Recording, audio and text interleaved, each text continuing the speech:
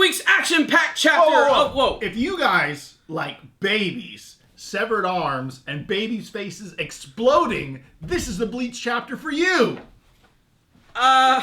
Couldn't have said it better myself. Well, my friends, in this week's action-packed chapter of Bleach, Mayuri Kurotsuchi's two children make the ultimate sacrifice in the battle against Pernita. This week's chapter was action-frickin' packed, and it also had some massive revelations, especially about the character of Nemu. Now, the battle with Pernita just continues to get worse, because Pernita can actually combine its weird nerve-attacking abilities with its Quincy arrows, and it can actually do that 5 different times. That's because, unlike the other Quincy, Pernita can actually summon 5 different bow and arrows for each finger on its hand, and this makes for a very devastating battle. Not only that, but it seems like the Ashisogi Jizo has officially been defeated in this week's chapter, and defeated in the most easy way that we've ever seen before. This thing is one of the most destructive Bankai of the series, but since it's actually been eating all of the Pernita hands, they actually end up ripping their way out of the baby's body, and there's this one panel, which is a close-up of its face, where you can literally see its eyeball just exploding from its skull,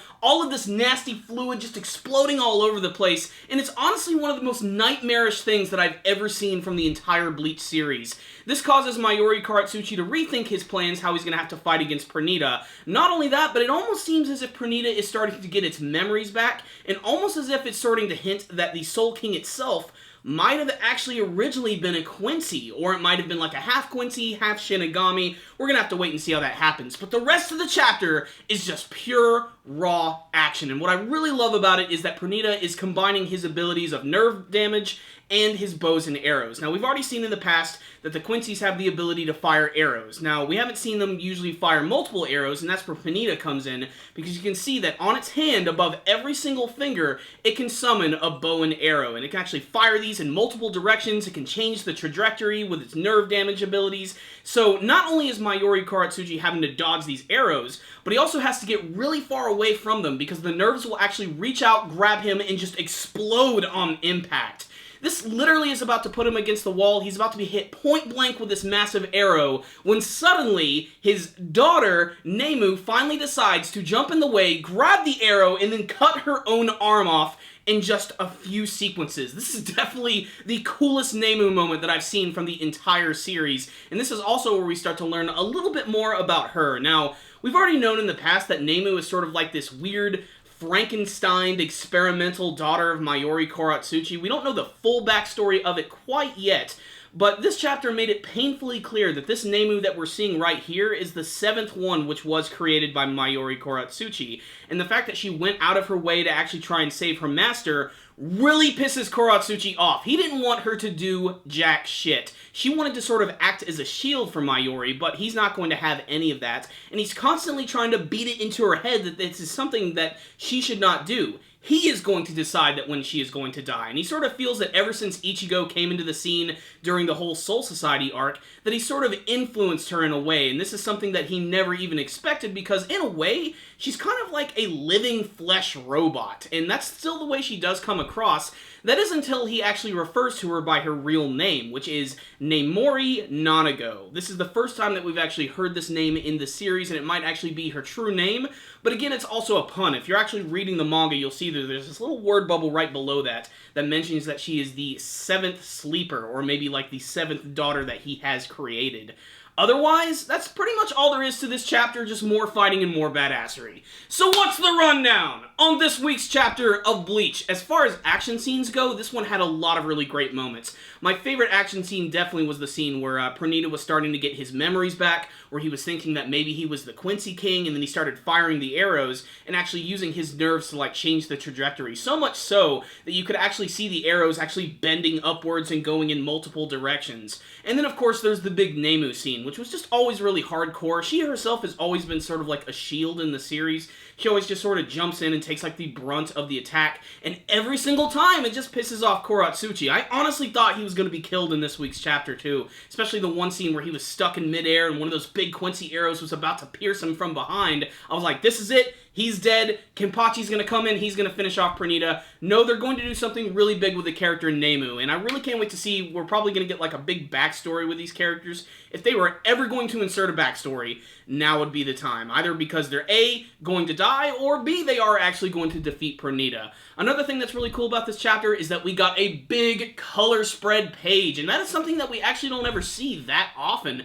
And it was really appreciated because a lot of the times in Bleach, you have no idea what these characters are going to look like anymore in their full-colored forms because, unfortunately, there's no anime version. But luckily, we got to see the entire Quincy army, all of the Stern Ritter. They're all looking awesome, and it also makes me miss some of the characters who've been defeated. In particular, some ones that I really miss is Master Masculine, the big Luchador Libre guy. I also miss Bombietta Basterbine, who has, I think, one of the most fun names to say in the entire series.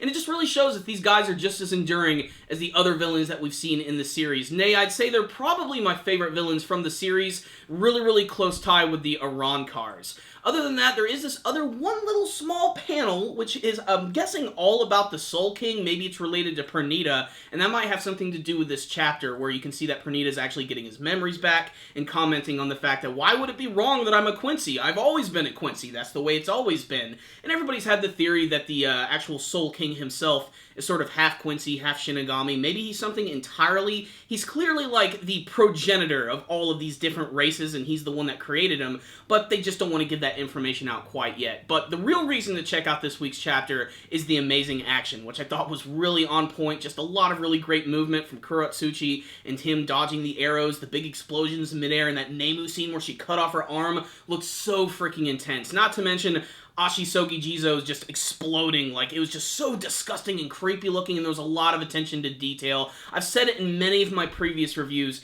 If the biggest strength of Kubo is that he can draw these amazing characters and the designs and the action scenes, everything else is a little iffy, but despite that, I'm really enjoying this battle, despite the fact that it is going on for quite some time. But I can't wait to see if we're going to get some backstory on Nemu. I really think it's important at this point. You know, we have to learn a little bit more about this character if we want to care a little bit more.